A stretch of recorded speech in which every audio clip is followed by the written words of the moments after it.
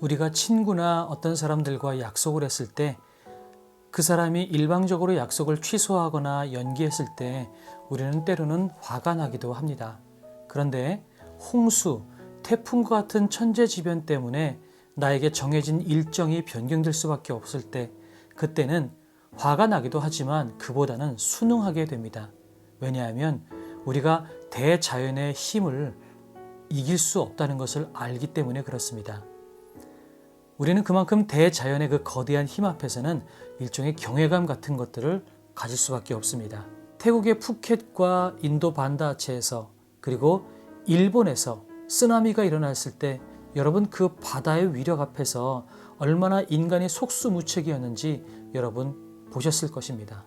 그만큼 자연의 힘은 위대한 것입니다. 그런데 하나님은 이 위대한 대자연의 힘보다 훨씬 더 초월적이고 위대하시다는 사실을 우리가 알아야만 됩니다. 우리 은하계는 태양과 같은 별들이 1천억 개가 모였을 때 은하계가 된다고 합니다.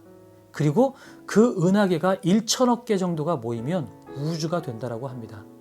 현대 과학으로 빛의 속도로 1500억 년을 달려야만 우주의 끝에 도달한다고 하는데 이것 또한 우주가 끊임없이 팽창하고 있기 때문에 지금은 더더욱 늘어났을 것이라고 이야기를 합니다.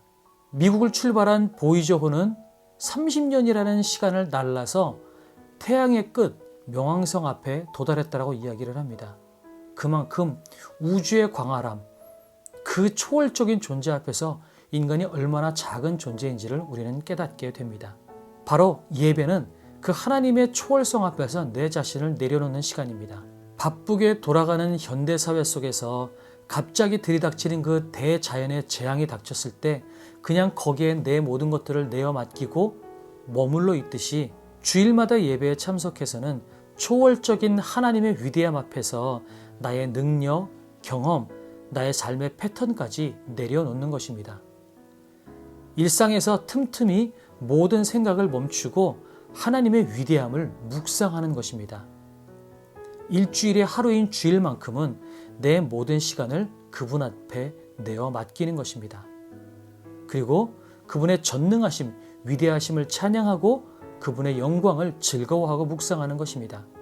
그 결과 대자연의 심술의 결과는 파괴고 상처고 엄청난 피해지만 초월적인 하나님의 임재 앞에서는 구원과 회복, 평화와 자유, 치유, 은총, 부흥을 경험하게 되는 것입니다. 우리 예배 시간을 통하여서 내 자신을 내어 맡기고 하나님의 위대하심 앞에 잠잠히 묵상하면서 하나님의 초월성 앞에서 경외감을 드리는 우리가 되었으면 좋겠습니다. 오늘은 시 한 편을 소개하고 마무리하려고 합니다. 브렌트 헐레스의 Listen, There is a God 이라는 시인데요. 제가 한번 읽어드리겠습니다.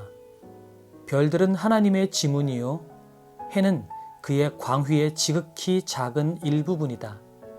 달은 그가 밤에도 주무시지 않음을 일깨워주고 모래 조약들이 극히 미세한 세목의 완전성을 나타낼 때 우주의 광대함은 그의 지혜의 무한함을 선포한다.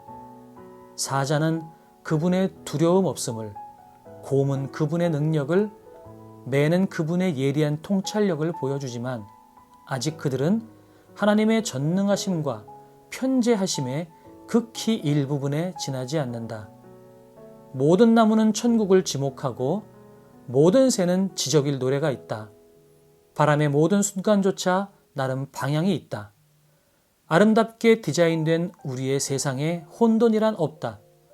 모든 피조물은 메시지를 갖고 말한다. 보라, 하나님이 계시다. 하나님이 계시다.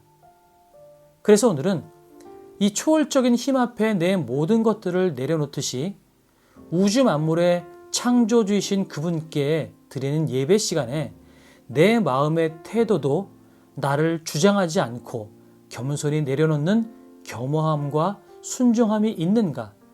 아니면 예배 시간조차 내 경험, 내 지식, 내 생각을 주장하고 있지는 않은지 한번 돌아보는 시간이 되었으면 좋겠습니다.